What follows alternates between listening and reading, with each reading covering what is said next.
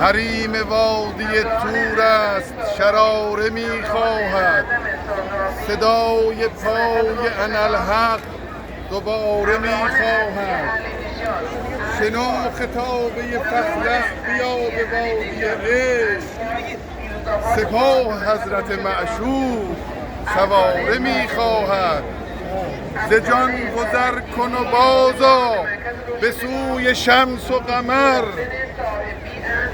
ز جان گذر کن و بازآ به سوی شمس و قمر، که آسمان شهادت ستاره میخواهد. ماشاءالله،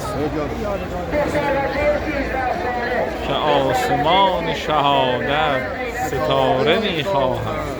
وادی ایمن، سفر به وادی ایمن ز خطر است، چنین سفر جگر پاره پاره میخواهد. این سفر جگر پاره پاره میخواهد.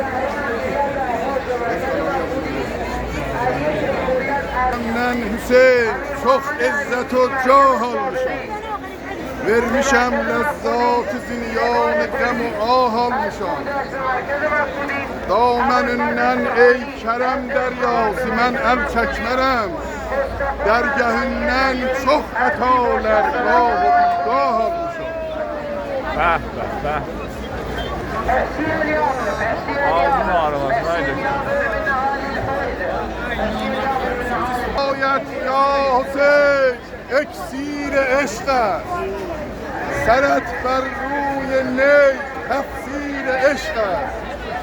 نگردد آتش عشق تو خاموش، مرامت تا ابد تکثیر عشق است. بچه ها بیاد.